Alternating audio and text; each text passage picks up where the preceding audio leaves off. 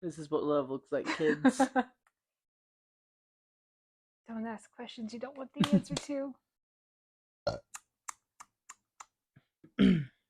Oh! Ew!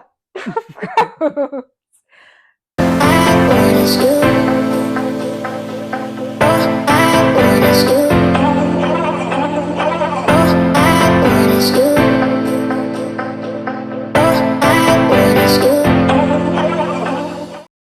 What's up, Boonies? I'm Austin. I'm Mariah, And we're the Boons. Oh gosh, that was painful. All right. Be nice. Episode 4. 4! Yay! A month of episodes. A whole month of episodes. That's wild. That is wild. How long until you said we could get nicer equipment? Like 6 I weeks? plead the 5th. Well, maybe soon. I think Fingers it was crossed. dependent upon our views. All right, well, episode 3, blended families. Mm-hmm. Thoughts? That seems like a long time ago. It does, doesn't it? It does. I think that reflects our week.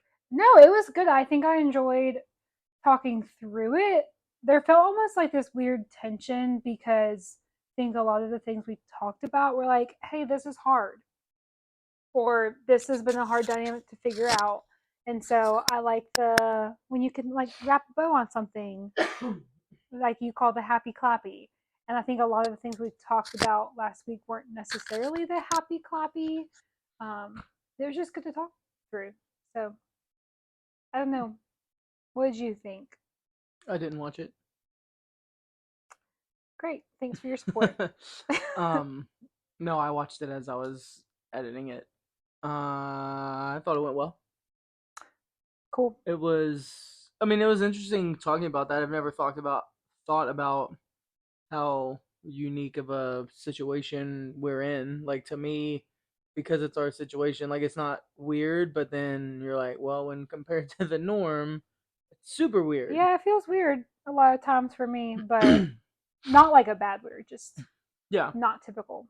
So no, I thought it went well. I enjoyed talking about it, and you never know when someone might watch that and it could help. So, episode 4, we're talking about expectations versus reality. Part 1. Because we could probably do this literally for the rest of our podcasting That could be like careers. the whole premise of a podcast, probably. Yeah. So yeah, our goal is to cover 5 or so disconnects, I guess, between maybe what you expected in marriage before you got married, like whether that's what you expected growing up, what I expected growing up, thinking of marriage, seeing marriages, even like maybe how those expectations changed when we started dating and got engaged, and then what the reality became after we got married. And we're being honest here, so you can tell people, just, I'm hitting home run after home run after home run. Okay, yeah. I mean, that's what I was planning. For sure. Perfect. So, yeah. Yeah. Ready? Let's do it. Cool. So first, and I think a big one for a lot of people, because I think it's the leading reason for divorce. Well, it's when the Bible says you can't serve 2 masters. It's why it's the other one that's not put on the same level as God, because obviously nothing is, but like they knew what they were writing when they're like, this is probably going to compete with God more often than not. Yeah. And that's money. Finances. So, yeah, so first we'll talk about financial expectations versus reality. Ladies first. All right. So, financial expectations, I think there's always a spender and a saver in a relationship, and we are no different. So, I have been a saver probably since I was way too young. You saved me. Yeah, no. But I remember, like, my parents were very intentional teaching us like financial literacy growing up. I can picture this box I had where I would get an allowance every week, and you would put this percentage with your tithe and this percentage in savings and the rest is for spending. And I would never spend. And I've just always been that way. And like, admittedly, in a bad way, like too far on the saver side, where I can sometimes be critical or judgmental with how other people spend their money. And this was long before I met you. Mm-hmm. Long before I met you, okay? My parents had to deal with it before you did. So I don't know. I just like to save money because I don't like to be broke or think I'm going to be broke. I also have a job where you don't make a lot of money. But in our relationship, I knew very early on you were the spender. Wait, how'd you find that out? And I was the saver. Maybe it was your 60 pairs of shoes. I didn't have 60 when we started dating. I was probably in the 40s. Okay, maybe it was your 40 pairs of shoes or your like full home gym you'd put together, or like your you're going for the heart today. I love you, baby. But maybe it was, I don't know. And so that's been something. I think my expectation beforehand was like, yeah, there's going to be a saver and a spender, but now living it is like, okay, how do I, especially now that we're married, how does that conversation go of like, ooh, I don't love how much money you spent on this, but I also don't want to be your mom and tell you you can't buy that. But at the core, our financial decisions impact each other as well. Yeah. So I think I don't know that I had a ton of financial expectations like going in, and I think a lot of that was stupidity, naivety. Is that how you say it? Naivete. Yeah, didn't want to say that.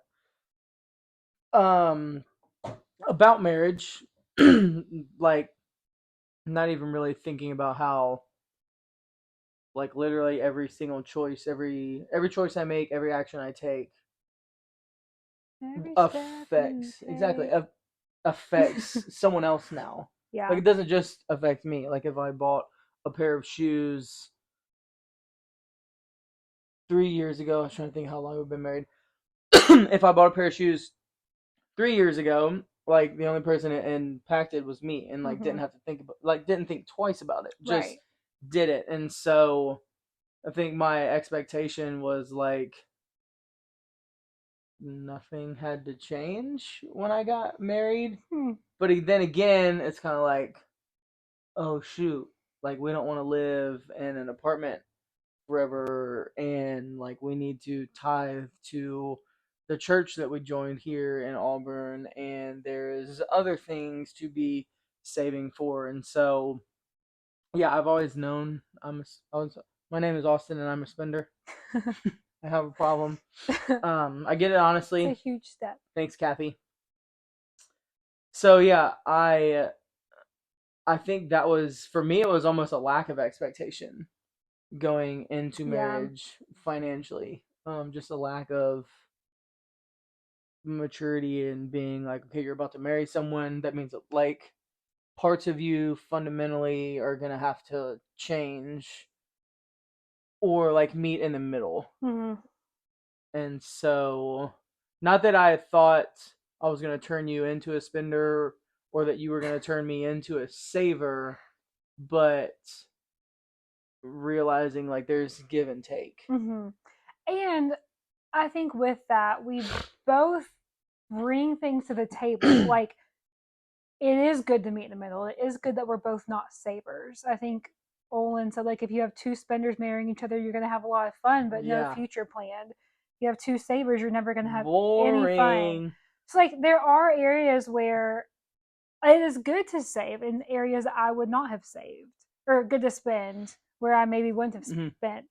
Or like maybe areas where you might need to save more where you didn't think you would. I think another area that was very different from my expectation was like the joint account versus separate bank accounts. Because I think growing up, pretty much everyone I knew, I at least thought had joint bank accounts. And I remember it was one of our first conversations when we got engaged was about that. And I think it was more, you made it sound like we came, like one of us came in there and was like, boom. I think it just that's what it was. Is I forget how it came up, And you Was were it like, not just like a casual, like, yeah. should we do this or this? I don't know how. I remember we were like exactly where we were on the road. I don't remember the conversation that brought it up, Oh. but I do remember you saying, "Well, why would we ever combine bank accounts? Why don't we just keep it separate?" And I was like, because we'd be married. And you were like, I don't see why we need to do that. And so like it turned into more of a Did I say it conversation nicer than than that. that? Not really. You were kind of like, but now that you realize that In my marriage, head, I'm just very logical. well, and I'm sure in that's, that moment yeah, that was all logic and me being like, I don't really think there's a whole lot of benefit to it. that's So exactly how you said it. And now realizing that you weren't thinking about how marriage impacts finances in this situation, now it makes sense to be like, oh, he just didn't really see why that would change at all. yeah, So, quit checking your ESPN well, I thought I notifications. was going to be able to see which team won, and I I can't. hate that for you. Can I check Nope. it? Why not? How much? Because How mad are you going to be if I our check? marriage, I'll let you. If you check that, that means sports mean more than our marriage. That's not true. That's how I'll see it. March Madness, though. SEC Marriage team. madness is going on I right can now. do Oh my both. Okay, keep going. This is how god. much I love you, Austin. So yeah, as far as like joint versus separate, like not that I have. I mean, there's like I'll let you look at my financials anytime. It's not like there's anything crazy or fishy going on. Yeah. That's not what I meant. I think part of me honestly was like I feel like it'd be more of a hassle to combine them, Yeah. and like we're both doing great on our own. Not great, but like we're both doing We both fine. have our like rhythm on Yeah, our things own. are going well. Like Yeah. there's, I'll like if you would have been able, and this is just me, and if someone out there wants to tell me that there's more benefit to a joint account, hey, we'll join accounts tomorrow. But I think in my head, I was like, I don't know that there's any greater benefit than there is as far as like what we're doing right now. So Mm-hmm. I think that's why my reaction was like, no, why join them? Yeah. And honestly, now that we have not combined, I'm really thankful. Which Because again, I'm if not just someone, spending your money left and right. well, kind of, which like if someone is like, hey, here's something to think through of why you should combine, cool. We're not necessarily here for financial advice, but I think I would get almost like obsessive because I'm the saver. I would probably become obsessive over looking at your expenses and be like, I can, and like that would lead to resentment because I would get, again, judgmental and be like, he's spending my money on this and this and this. And so I think we are in a healthier place I with think that. it makes sense too because in my head, if I'm seeing twice the amount of money coming into the account, I'm like, I'm rich. Let's go buy some shoes. And when in Yeah. your case, you're like, no, that's more money towards the house. Yeah. Or other expenses too. Yeah. So, and I think that was an expectation versus reality difference. Is like, oh, I am married to someone else. We're intertwined physically, emotionally, spiritually. Did I say mentally? But even financially Mm-hmm. now. So like Yeah. when I am when I am spending my money in my Mm-hmm. account, it's actually our money now. Yeah. Um and that's still something I'm learning. But again, it's one of those you just don't really I feel like out of the five things we're covering today, financial is actually probably the one people might talk about or prepare for the most leading into marriage because some of the other ones, number three, people don't really like to talk about that. We'll tease that for a second.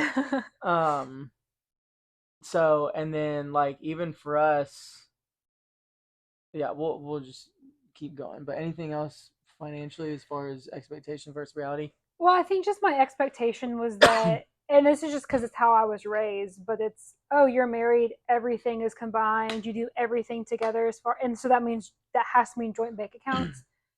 And I think that's just not how it has to be. And like you said, we're fully transparent. Like it's not that we're keeping one thing from another, and like prayerfully we don't get to that point. I don't foresee I've that maybe being. kept like one pair of shoes from you before, and that's about it. But then you always tell me when they show up, or I figure it out, Yeah, because I get so right? excited when they get here. Yeah, you're not good at keeping those kinds of secrets.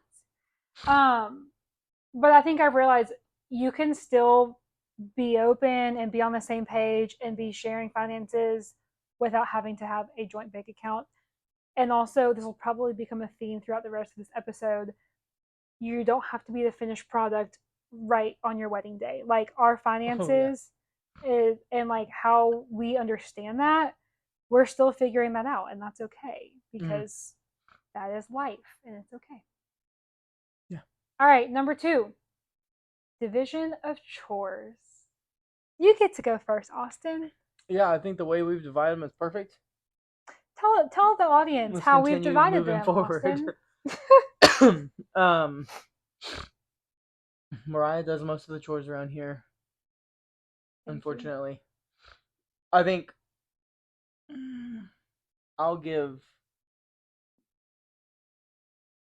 15% of it to laziness or not wanting to, and then the other 85% for me is, I think, honestly, like craziness of schedule and busyness of life. As to Um, why you don't do more as chores. yes, as far as the chores I'm thinking about now, like the pile of laundry that's sitting right Conveniently off off frame. screen. Actually, today on both sides. We want to somewhat look put together, you know, for the But podcast. Maybe also, next time we'll do a wide shot so they can yeah, as I see. say, our whole thing's being honest. It's not that we're hiding it, because if you're like, show us your laundry pile, we'll show you. Yeah. Um. So like with that, that's probably more laziness, or to me like more of a hassle. Or like when I do have time on the weekends. It's not how you want to spend it. Exactly, and I think that's you. And I'm starting to see the impact that's having on you, because I'm like, oh, right, she's putting in as much work as I am at her new school, so she doesn't want to spend her weekends either folding laundry or doing dishes. So hopefully there's some changes coming. But expectation versus realities. Um, yeah, I think I just didn't have a lot of expectations going into marriage. What did you expect of marriage? um, Anything? I don't know. You just were there for the ride. Yeah, When like your family growing up, did y'all have chore inside day. chores? Well, yeah, y'all had chore day on Saturday. Saturday was chores day. Everybody pitched in. Mm-hmm. Was there any kind of like, this is mom's job, this is dad's job, this is the boy's job, Dad this was is the girl's outside. job? Were you outside or were you inside? I was inside. Okay. I was not a manly man, so I was. I don't know if it's they didn't trust me with a lawnmower and a weed eater, or if my dad was just like, I got it all. Because I mean, you've seen I'm about to him say work. his He's yard is immaculate. probably Everything he one of does is the perfect. harder workers I know. Yeah. So I feel like it was a little bit of that. So yeah, I was inside scrubbing toilets and Yeah. Do you think that mopping. informs, which like we don't have a house, we're in an apartment, so there's not really outside stuff. But you don't like to take I'll the start doing trash the out. outside stuff. Yeah. Well, in my house that was trash, so you can start taking trash out. I'll think about it. But like, does that almost create the expectation you have for our chores, or are you like, not really? You just don't want to do them.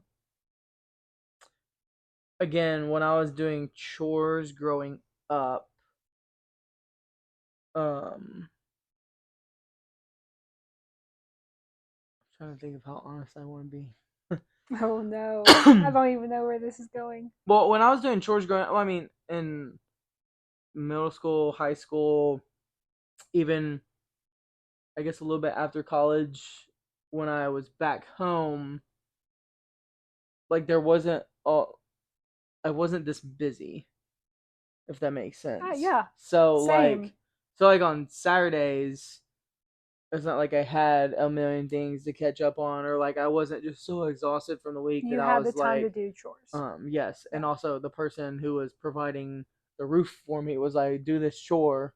It wasn't like I'm gonna kick you out of the house if you don't do this chore, but it was like, Is that how I need to be to get do you to this do chore chores? or see what happens.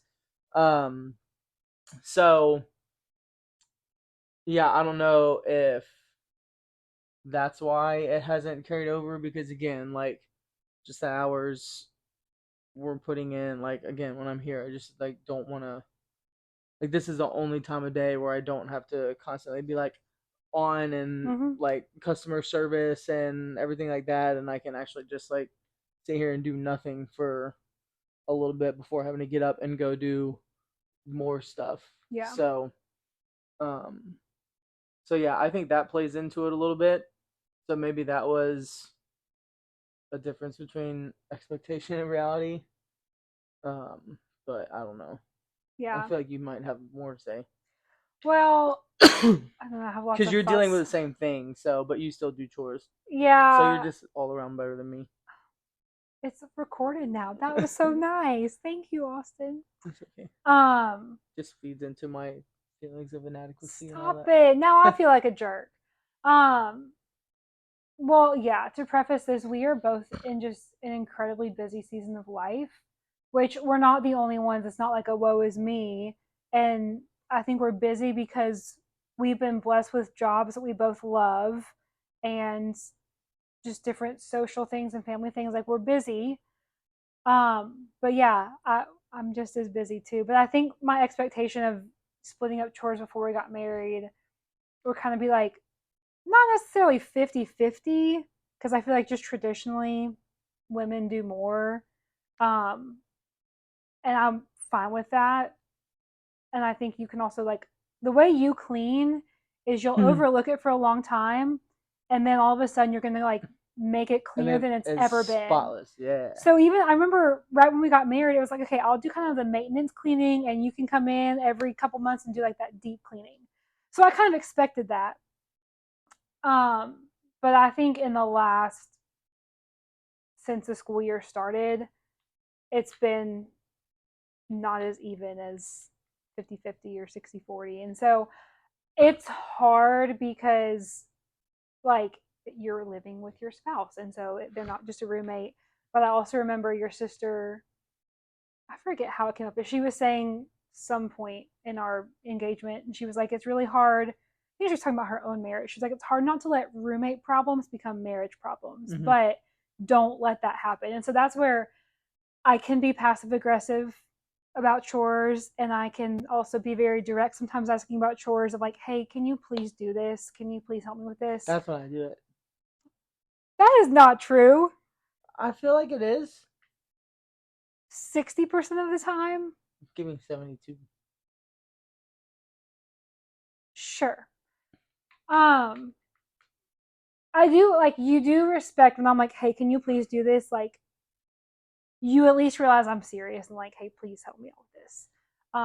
And I do understand that times where I might ask you to do something or to help me out with it. If you don't, you're usually like very overwhelmed or tired and just need a break. So it's not just like, oh, I don't want to do it. She can figure it out. It's not that. We're both just stretched very thin now. But um, that's not necessarily like the reality of our marriage. I think it's the reality of this season of life that we're in. So I don't know. I just do them because I don't want a messy kitchen, and I think the mess bothers me more than it bothers you. I think. At this point, the mess represents how my life feels. So I'm Oh just my like, gosh.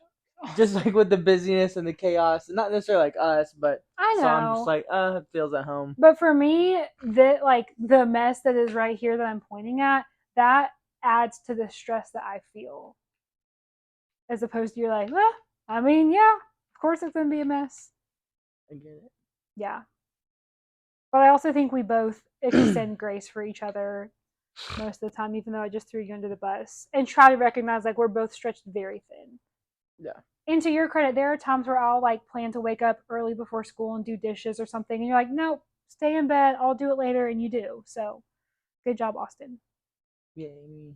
Mm-hmm. Um,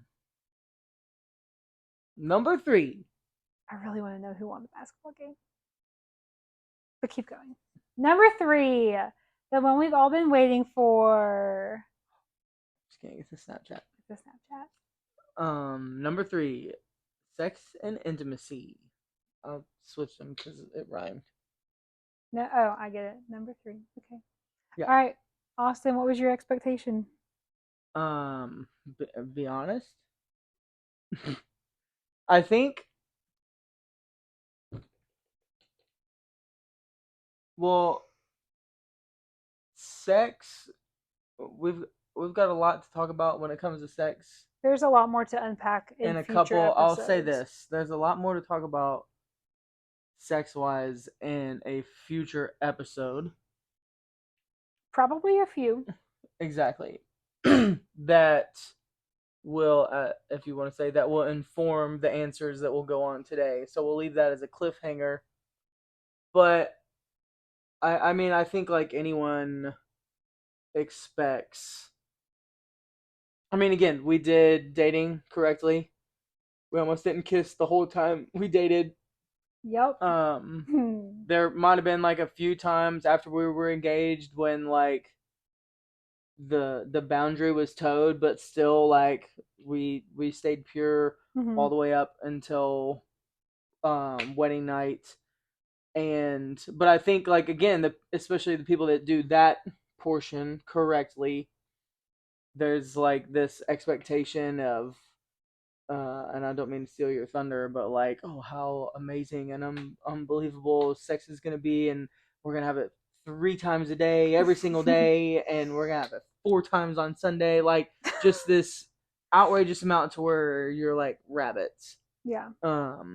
And so that would have kind of been the expectation as far as like frequency um and stuff like that, and then like the reality is just like that's very far from the reality. And again, there's other things that play into that. So every answer we have today is a little nuanced, and you'll see why down the road. I think we've got some things to continue to talk about. So now is not the day to reveal right and pull back the curtain on some deeper stuff.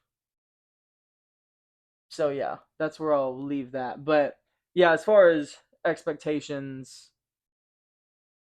yeah, like frequency of sex, and again, it's one of those things. I don't know that we would have talked about sex had we not done pre-engagement premarital counseling, because there was even a chapter in there about that, and we talked to actually 2 different couples. Again, to reference, it's a marriage podcast, and we had the same people worked with us all the way through dating and marriage. So you're gonna hear these names a lot. But I remember we met with Chuck and Lydia. Just a Chuck Andrews fan club account.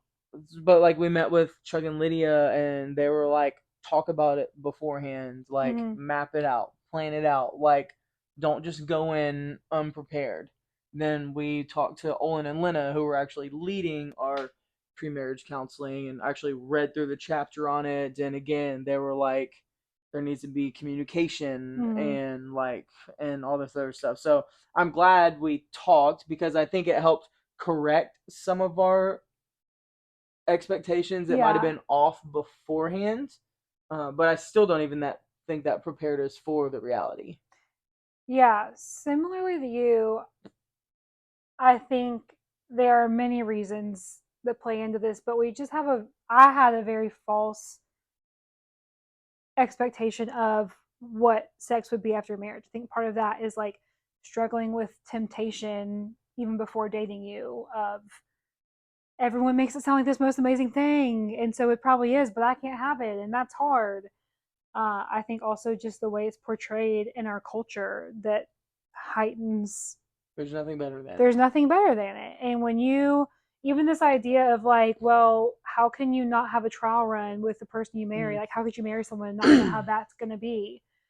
Like, that is the end all be all of a relationship. It's like, how good is the sex, frankly? And so that just adds this idea that like, oh, it's just amazing, the best thing ever. And I'm sure it is, and it can be and will be, but also like when you're first married, you're 2 people figuring it out. And even if one person has experience in that before, like you're figuring something out new together, and you're not going to be an expert at something you're doing for the first time. And so I'm very thankful for people who like initiated those conversations with us before we were married, like the Andrews, who were like, because we probably met with them 3 or 4 times before we were married, And even from that first time we met, it was like, we are going to talk to y'all about sex and intimacy before you get married. And I was like, this is weird. I've known you from a personal level, very like, I don't want to know you on that level. That's weird. But then it wasn't weird once we got to that point. But I'm so thankful that they did, because if they hadn't kind of laid the groundwork of like, okay, here's kind of like you said, like you talk through it, communicate through it. Here's how we communicated through it. I think it would have been like a lot harder in the beginning. And even like some of my friends who have been married like a year or two before me were like, hey, it's probably not going to be what you expect, and that's okay.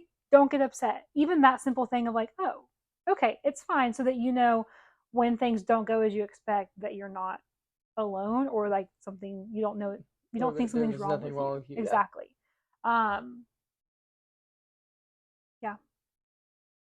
Anything else you want to add? I had something to say while you were in the middle of that, but then it left me. It's okay. We'll come back to this in more. No, yeah, I'm glad we had those people speak to us, because I think it's a very taboo subject, and it's weird. It's not, if you have the right people who are guiding you in the right way, it wasn't weird. Like I said, when we talked about with Olin and Lena and Chuck and Lydia, it was very natural. It was just as natural as talking to them, just like when we met them the first time, which was just tell us about your lives. Yeah, exactly. That. So, like, that was done very well. So, if you are recently married, or if you are engaged and looking to be married, like, find those people, because it's still there's a lot of people out there that have a lot of crossed wires about sex. Whether it's from how they were raised, whether it's childhood trauma, whether it's having sex outside of marriage, like whether it's all these different things that have crossed these wires and misframed what sex actually is.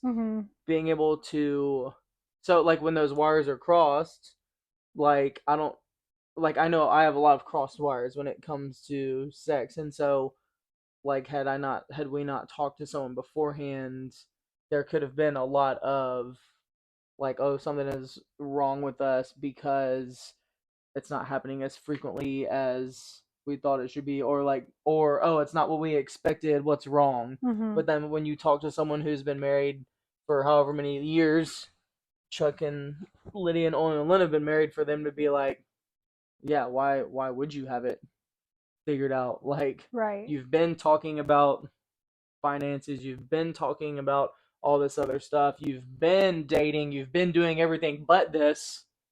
So why, after you're married, when this is your first time doing it, why would you expect to be experts? Yeah, because like you're still learning one another, but now there's no shame and there's no guilt in that. And I think we were talking a little bit before as far as when you were like people saying it's the best thing ever. And I've had a mentor before who said that like when him and his wife are praying together, it's better than sex and things like that. And so like that makes me think that when you're firing on all cylinders, when you're being your balance, your body, your business, when everything is at its peak, when both people's relationship with the Lord is where it's supposed to be, and on top of that, they're where they're at spiritually is being intertwined, that intimacy can lead to what I think people think, like, oh, sex is so amazing, which I think a lot of those people even are just chasing the feeling of really good sex. Whereas like when it's actually experienced through the spiritual intimacy that you have inside the covenant of marriage, then I would be like, okay, that's like nothing beats that. Yeah, well, being able to be fully naked and unashamed with someone and to connect with them physically, emotionally, and spiritually all at the same time. Now, have we been there? I don't think so. But we've So also, number one, only been married for a little over a yeah, year. So, like, exactly. we And don't so there's have to nothing be wrong with that. there. Yeah. I also, this is where we kind of disagreed when we were talking about it, because the messages I hear of like, oh, this is the best thing ever and all that, a lot of them are not from a godly Mm-hmm. source. And so it's a worldly person being like, it's the best thing ever. And it's like, well, that's not what it was. The way you're talking about it is not what it was designed for. And so, You're chasing the feeling. exactly. And it's a very selfish thing, which is the complete opposite of what it's intended to be. And so that's where, um, like, do I think we're at where we should be with that? No. I think that's okay, because part of the beauty is we'll figure it out Mm-hmm. together and it'll be even more beautiful then. But I also think this idea that like it will completely fulfill you, like, or with when you're with the right person, it's just going to be amazing and there'll be magic and it'll click.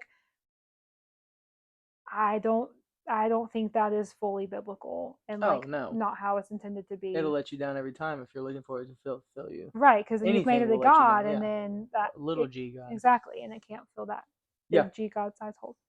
yeah, Anyway, we'll come back to all that in a future yeah. We have a episode lot too. to say about sex and intimacy down the road. Yeah, So, moving on. um, communication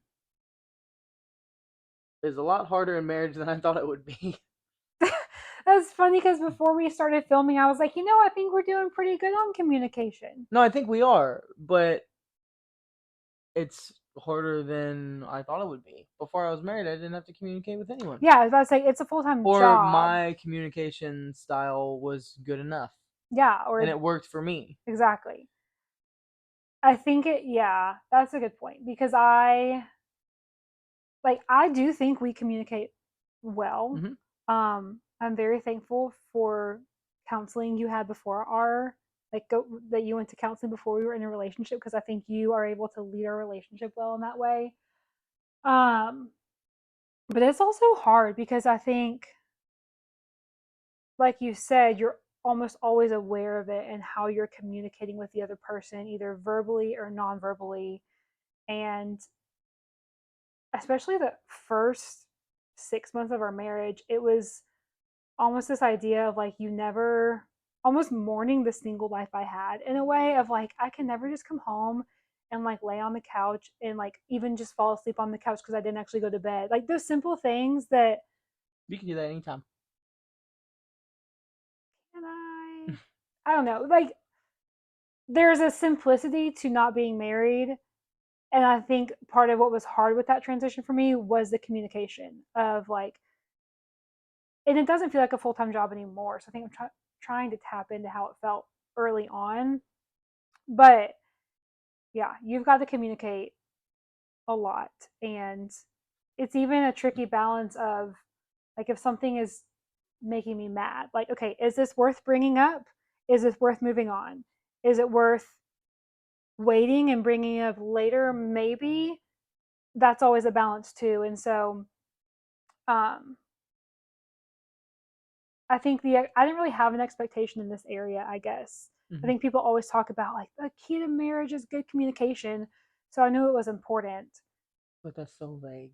Yeah. I think the key is, like looking back, I think the key is understanding how you communicate, understanding how your spouse communicates, and understanding how that works and doesn't work.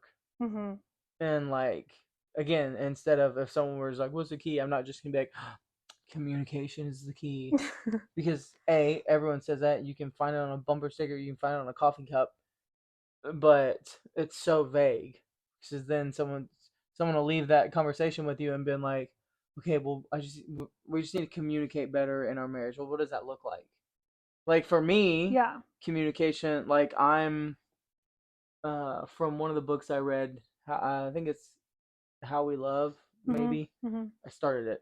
I haven't finished it. You read that whole thing, actually, I I don't think. think so. Oh. I think I got most of the way through it. It's a book that was recommended to me in counseling. It's about attachment styles, Mm-hmm. and so I'm a vacillator, meaning like going back and forth Mm-hmm. depending on what other Yeah. people How other people are reacting and exactly.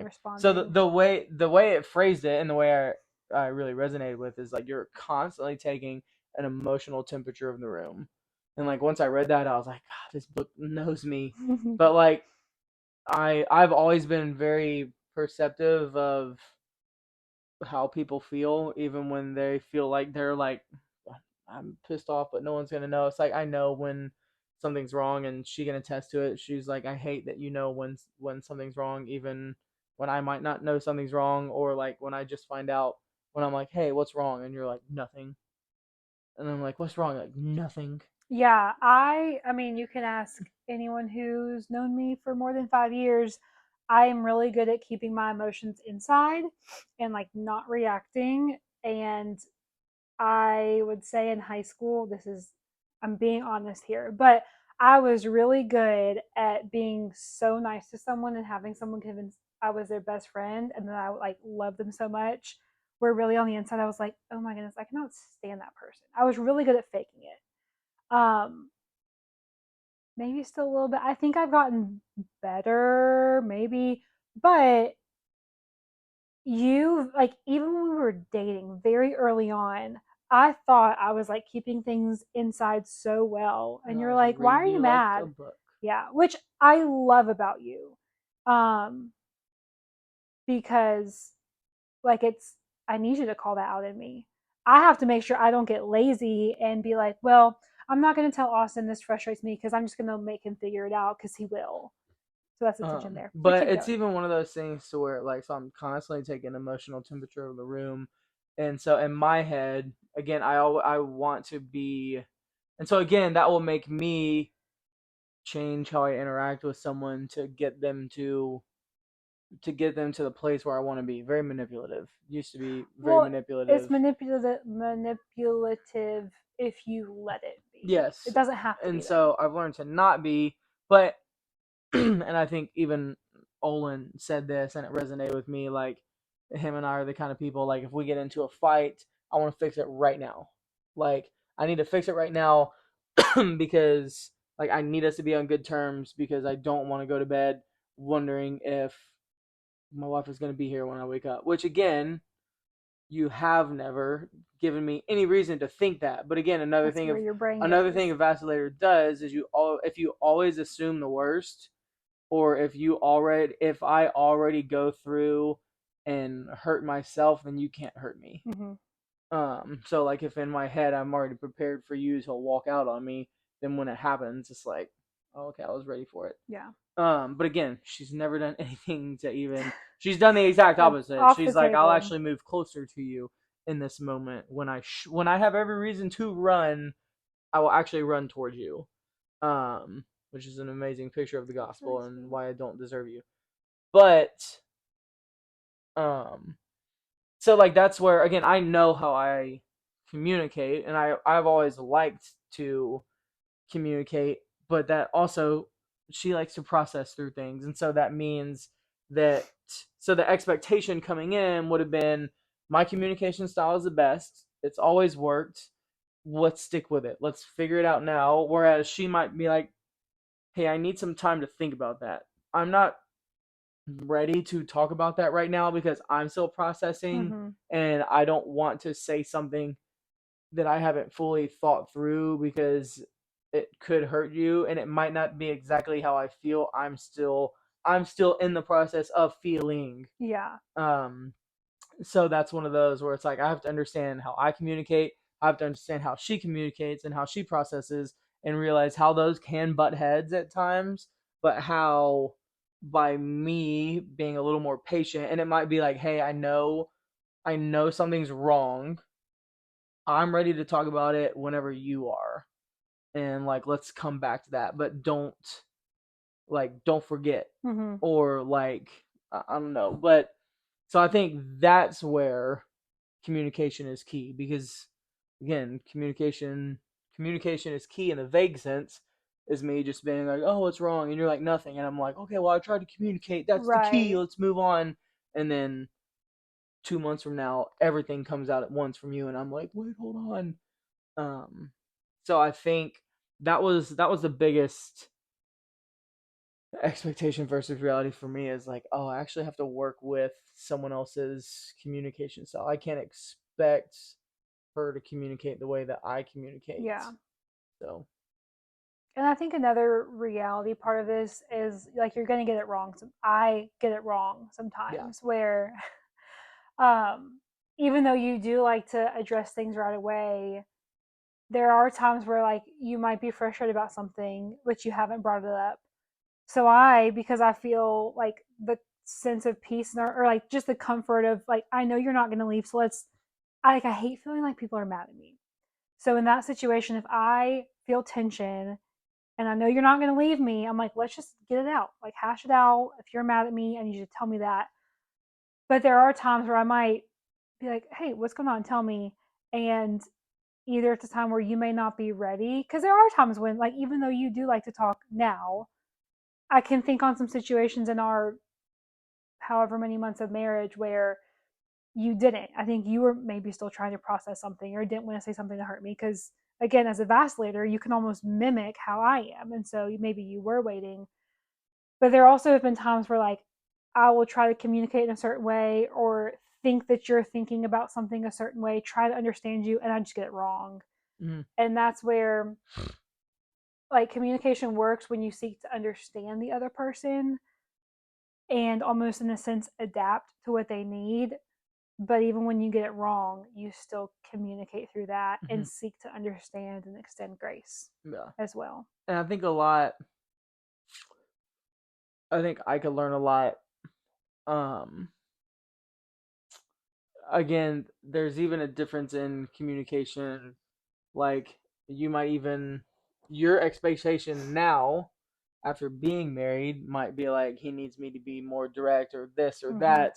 But then, even after us talking about some of the ways my brain has been miswired, Mm-hmm. as like a lot of times you'll say something and I hear something completely different.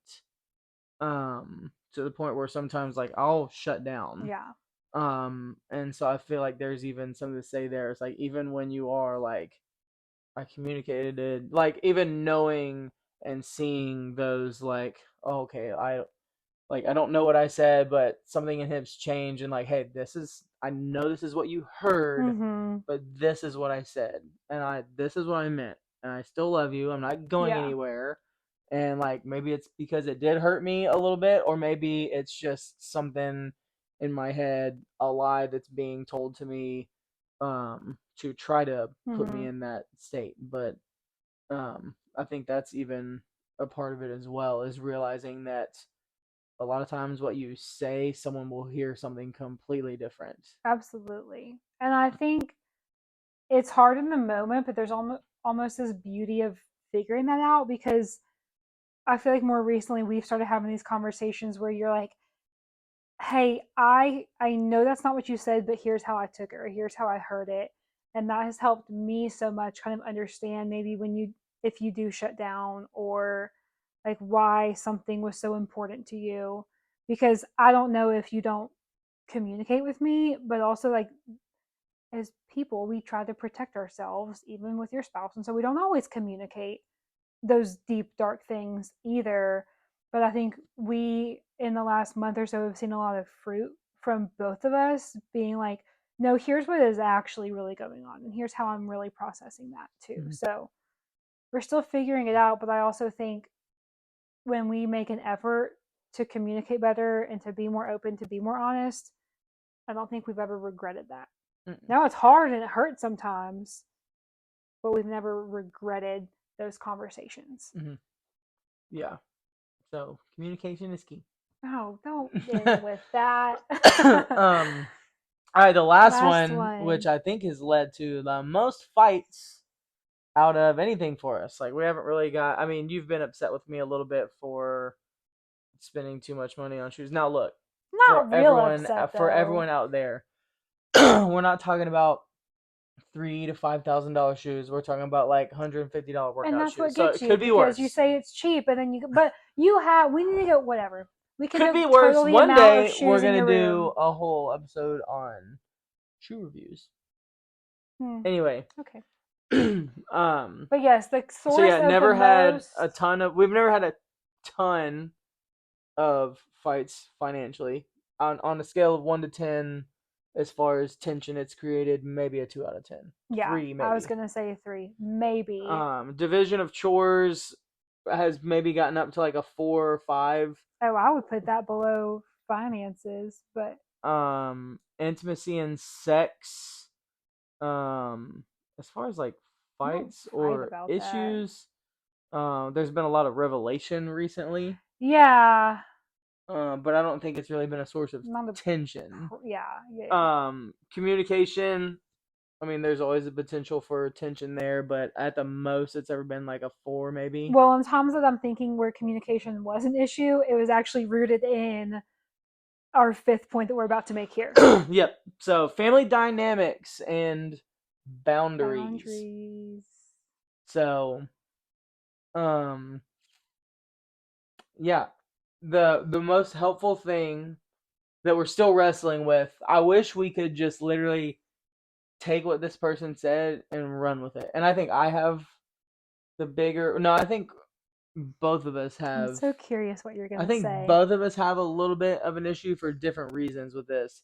But essentially, in our premarital counseling, Olin was like, "You guys," and he even warned us. He was like, "This is going to be the biggest cause of fights. Is going to be family holidays and stuff like that." And he was like, "But you guys are literally leaving your mother and father, as the Bible says, and you are clinging to one another, and you are starting a new family." And he was like, "This new family takes priority and precedence over the old family, no Mm-hmm. matter what." So he pretty much was like, "So if holiday tensions get high," he was like, "you can literally play that card and be like, well, this is our family and this is what we're doing now. And like, apologies if that messes with what you had planned, but like, this is what we're doing and I hope you respect that." In an ideal world, I wish we could just take that, hold on to it, and just let it carry us into the sunset. But I think both of us, for different reasons, are like, "Oh, that sounds great, but this." And so I know, like, I come from a family where there's a lot of traditions around the holidays, where it's kind of like, doesn't matter who you are, you're expected to be there. So like we have a grandmother that lived with us. Well, that made it She sound like she's still dead, lives with but I don't your live there anymore. But like she lives still with lives your with my parents, parents. and so, but even when she didn't, like everyone went over to her house. So all of her kids came to her house, which is all the grandkids came to her house for Easter, Christmas, Thanksgiving, the big, not Easter, sorry, mainly Thanksgiving or Christmas. Probably Easter at some No. point. So went over there, and that was just kind of the expectation. And like when I was the kid being brought along, I'll tell you that I was the grandkid being brought Mm-hmm. along. So like that's just what I grew up doing. But then now that tradition is still continuing, like now we're the adults in on that. Well, it's interesting because I'm still a kid in that situation. I'm still a grandkid in that situation, but I'm also an adult in that situation and a father in that situation with now a grandson involved in that situation Great and a grandson. great grandson. Yeah. So there's a lot of dynamics at work there. Mm-hmm. Yes, Um, there are. and so that's been a source of tension, especially now that we're in Auburn. It was a source of tension Well, before we were in but Auburn. if I feel like for me more so now because of the inconvenience of the back and forth. To be fully honest with you, it was an inconvenience for me when we were in Birmingham. So Mariah's about to get heated, so I'm don't turn off I the need video. God's grace for the next 10 minutes of this podcast. Maybe 30. Was it what else did you want to say? Because once I start, I'm not gonna stop. Well, I'll chime in every now and then Okay. to pour water on your fire or to pee on your fire. I was say yeah, not to make my Um, fire. Did you say pee on my yeah, fire? exactly. Yeah. Okay. No. So yeah, that's been tough, and I realize it is, because again, like luckily, the good thing is both of our families are in Birmingham, not far from one another. Right. Um, but that's also even led to, Higher expectations of well, our yes, higher time. expectations when we're in Birmingham. Might as well see both of us. But then it's also led to tension because even though everyone's so close, schedules are still hard to coordinate.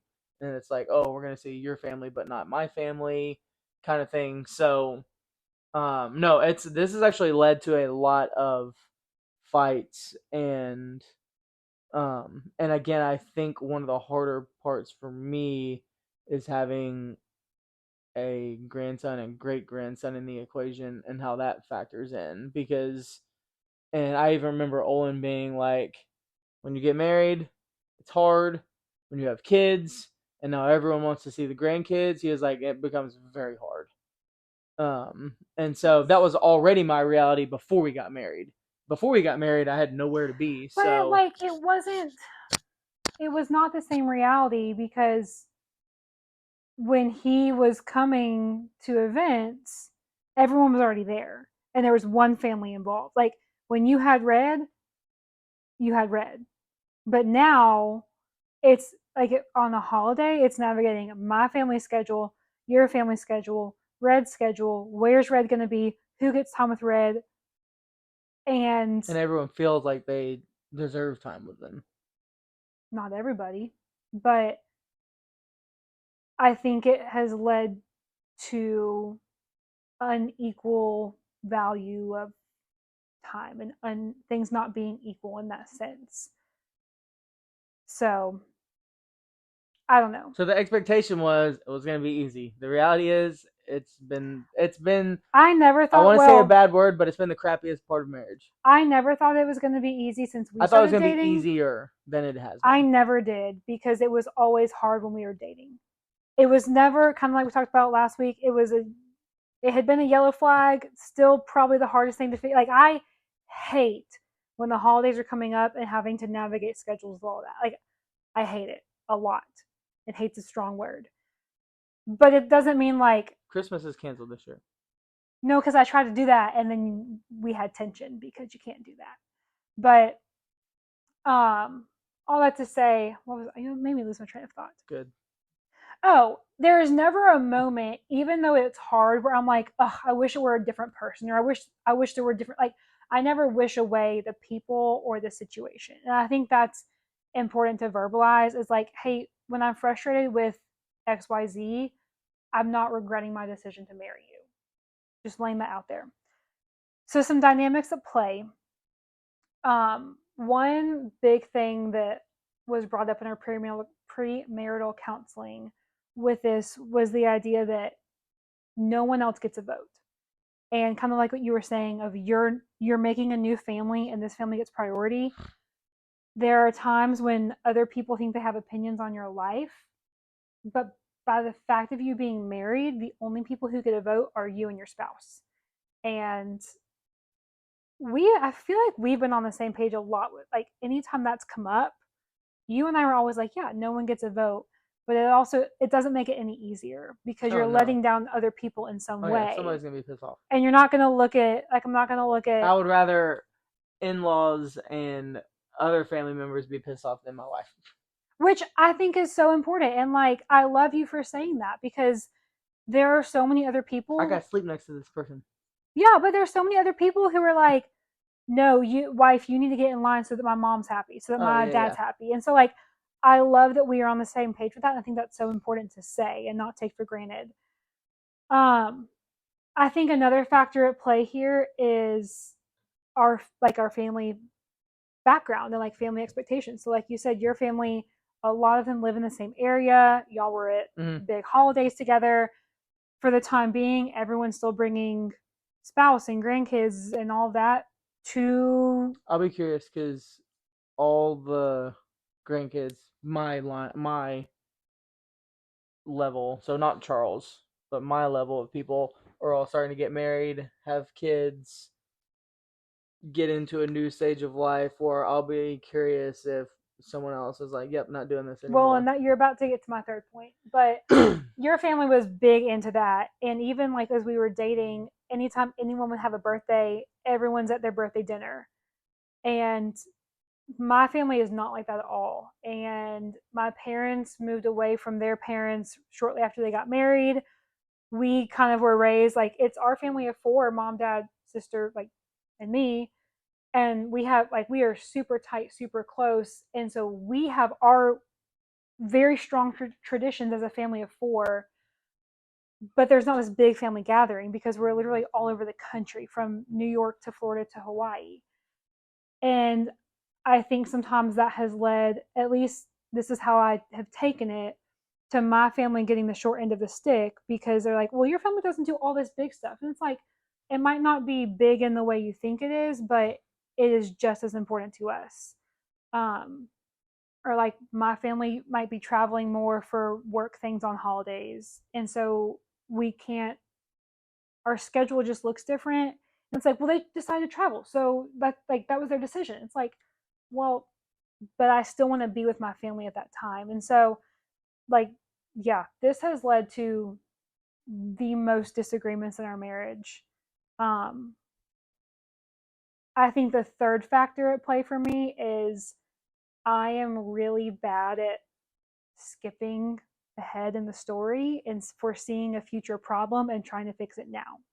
This was something that was called out in premarital counseling, where I would be like, I am not going to let this person speak to me this way, because in 5 years, then I'm never going to get a say, or I'm not going to be respected. And so, like, because they made this rude comment to me now, I've got to go at them and I've got to make sure they know they can't treat me like this, or this decision was made. And like, if we keep making decisions like that, then we're going to be so bad in 5 years.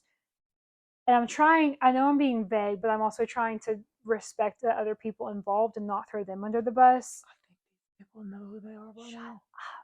But not other people know. I'm gonna encourage our families not to watch this episode. But I don't even mean for them. I mean like for other people who don't know our families. And Olin looked at me dead in the eye and he was like, Mariah, I get like you are trying to protect your family by thinking ahead and by trying to prevent that now. And there's a place for it. But also like chill. Like you don't always have to be doing that. And so like I remember driving to Christmas this year, we got into a disagreement about if and when more kids are involved, how do we spread our time and do all of that with kids? And Austin was like, well, we do our best and we try to get everybody there. And I was like, yes, but if that's adding extra stress to our lives, then like I'm not gonna bend over backwards just to make a family member happy when that's not what's best for our family. And I'm like, we got into like a long discussion that ended with you being like, I just don't want to talk about this anymore, which is rare for us. But also I had to realize like, okay, we are taking this 1 year at a time, and it's not healthy to jump ahead and get into the what ifs and get frustrated over something that's not the reality now. So I think before we were dating, I didn't know how hard those dynamics could be, because this is not true, but in my head, I'm a pretty easygoing person, but also in these situations, calm down. In these situations, like I'm not easygoing and I'm very difficult, and I understand that. Usually, I feel like it's a sense of protection, either for you or our family here, or even like my family, my parents, my sister. But so I thought things would be pretty easy because I don't really have a hard time getting along with people, but it has been very difficult. And I did foresee these issues when we were dating also, but again, not a red flag, just okay, this is going to be something we're going to have to work on and communicate through. Mm-hmm. So yeah, I mean, this was all stuff we had expectations on. I think premarital counseling helped reframe those expectations and prepared us more. Had we gone into marriage without meeting Olin and Lida, I think it would have felt like we got hit by a train. I think we would have a lot of resentment towards each other, to be completely honest. Yeah. Now, Well, I we've don't want to already speak for mentioned you. divorce is not and will never be on the table. but like, I mean, we might have gotten close. I think we would have really unhealthy cycles of like built up resentment and then explosions at each other and then just cycle over and over again. Because I mean, that's how I saw that was my pattern, like with friends in college and things like that too. So So I'm thankful we're not in that place. yeah. So yeah, marriage has not been what either one of us expected. Now, would we change it? No. Um, but also there's things going on right now that are shaping our marriage to be better, and not that our I don't ever think our reality, if this is the trajectory of our expectation and this has been the reality, I don't think this is ever going to come back and those paths are going to cross, because I don't even think that we had healthy expectations. But No. I think our reality is becoming closer to where it should be, and I don't know where that's going to land in these expectations. And hopefully, as we continue to grow, these expectations get adjusted. Yeah, I honestly think our reality can be even better than our expectations because, like you said, Oh yeah, yeah, we did not have good expectations. I think yeah. I have that like cheesy quote that's on mugs or T-shirts or whatever. That's like, "It's not about the destination; it's about the journey." And so through, yeah, that deserves an eye It's roll. about the voyage. Yeah, the Boone Voyage. But I think as we talk about this tension between what we expected, the reality it has been, and this is only part one, but as we're talking through that, like I am so thankful for either the new reality that I didn't even expect was possible, or things that maybe were letdowns from my expectations. I'm thankful for how you and I have moved through that together, even in family dynamics that have been hard and still are hard. Like you and I are good. And as we get through those hard things, we will continue to know each other better and have a stronger marriage if we continue to keep the right things our priority. Keep the main thing the main thing. Yeah, like Jesus Mm-hmm. and his love for us. Mm-hmm. Perfect. So yeah, that's part one. We'll probably have, well, we will have 5 more topics of discussion on part two, as far as just reality versus expectations. And I'm sure I'll be curious to see. This might be something I ask, like if we ever sit down with Dana and Rob, or if we get, if Yeah. we find our Chuck and Lydia here in Auburn, as we develop those relationships and seek out those marriage mentors here in Auburn. uh, I I'm will be tempted to ask them how their expectation and reality was different early on, but Mm-hmm. also now Even that now. Dana and Rob are probably 20 years in, if not more, 20 to 30 years into marriage. They've got a kid that's out of college and married, so I would assume at least 25 years. So yeah, I'd be curious to see, because I would imagine people are like, the reality and expectations never line up ever. Right. Even when your expectations become healthier, your reality, something happens and your reality changes. And Yeah. I'd just be curious to see. But it's not an excuse to stop growing or stay stagnant or be like, oh, woe is me. Right. Um, Right. Because then you miss the point. so, and that's kind of the whole point of the podcast and where we're at is, like I said, in a couple episodes, we'll bring to light a lot of things that have been going on for us that have kind of sparked all of this. Um, and again, the reason why we're like, all right, let's start working at this on a more regular basis, ideally a daily basis. And I'll admit I've failed at that. There's not even any reason to go over the five We've both C's. failed at them Yeah, this week. and just be completely honest with you guys, like, I feel like by the time I got to like Wednesday or Thursday, I was like, crap, I failed. And that was like my excuse, is like, well, you've already missed most of the week, so screw it, just whatever, we'll try. I'm one of those people that's like all or nothing. So it's like, the diet starts on Monday. The diet can't start on Tuesday or Friday. That was Like, literally a conversation this week of, yeah, hey, you can exactly. just reset and start on Tuesday. Nope. Yeah. But I also am not that way, and I still did not. I didn't meet any of the things I said I wanted to do. And I think we this week really need to find, like, I'm getting frustrated that I'm have set these goals and set these things I want to do, and I keep failing. So I think one thing for us to come together on this week is like, okay, we cannot get discouraged and give up. These Mhm. are what we said we wanted to do. The kind of like moves us closer to the person that we want to be, and so we need to figure out an effective way to like spur each other on Mhm. to do that. Yeah, no, I'm. This is the kind of thing that would very easily add to my feelings of Yeah. inadequacy, unworthiness, put me in a hole. Um, because again, this is for me 2 weeks in a row of not doing it. But we had a conversation. We're gonna instill some things this week and to actually do things daily. But I think that's what's frustrating for me is like these these goals are the most important things in my life. Mm-hmm. But they are literally, if you were to look at my day from sunrise to sunset, like they're not even on the priority list, which is wild to me. Yeah. Because like I'll do everything I can at work. I'll mop the floors 4 times. I'll do everything that I need to there. And just like you'll get all of your lesson plans done. You'll do everything that you need to do to be the best teacher possible or to set you up for success. And we both let this Mm-hmm. just continue to slip away. And it's like, Yeah. even at the end of the day, if both of us got fired or something happened, like, but if those were in place, then I'll be like, we're in a good spot. So I think that's what's frustrating to me is the I feel like I'm continually letting down the most important person in my world, the person that is my world.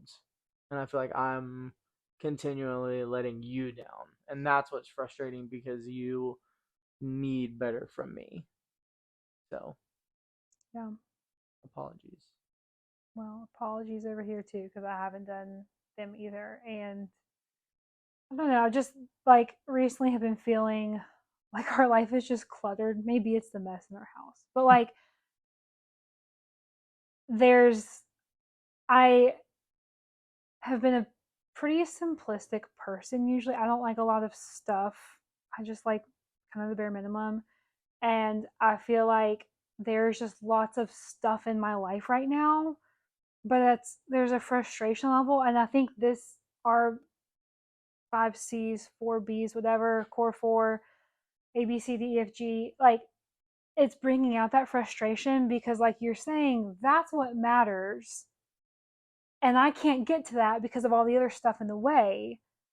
But I don't know what, like, there's nothing in the way I can get rid of from what I see it. Mm-hmm. So I'm almost frustrated with myself of like, why can't I figure this out? And why can't, like, if I say this is that important, why can't I get there? What is the problem? Because, and I think we are both like over capacity. Like, there's this reality, like, we can't do all the things all the time. And this is a whole deeper theological thing. But like, part of that is realizing like, we are finite. And when we act like we can do all the things and we overextend ourselves, that is an act of us trying to act like God, which is not healthy. And so I think that's where I've been feeling my frustration lately is having to come to terms with, hey, Mariah, you can't do all the things all the time. And then I'm like, okay, well, then why can't I do the important things? Well, because there's other stuff going on too. So, and again, like I'm just rambling now because I'm frustrated because I can't figure it out. So But we will. we will. And I think And that's this might where, be the part where God is just sitting up there laughing, being like, in a week, you're going to sit there, collapse on your knees, and be like, I can't do it. Take over. yeah, I've got too much on my plate. And so he'll have yeah, a good laugh. We'll have a good laugh eventually. But yeah, very, very, very busy time in the Boone's life right now. And the annoying thing is like none of it's bad stuff. mm, It's all good stuff that I think we're thankful for, yeah, which is why it's hard to say no to things, even though I think probably half of the things going on, we should be like, no, we can't do that. But we'll we'll get there.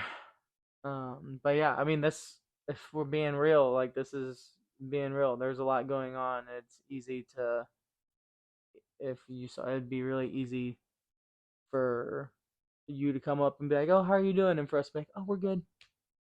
Yeah, we said that in When Sunday school this morning, so yeah, there I am for being hypocritical.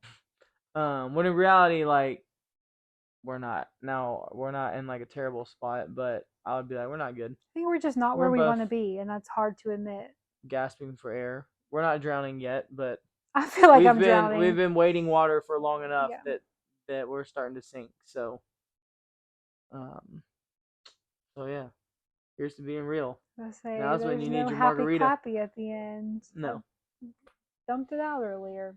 Um, so yeah, that's all we got. Expectations versus reality, part one. We'll probably just go right into part two next week. No need to take a break. There could probably be 2 or 3 parts of this.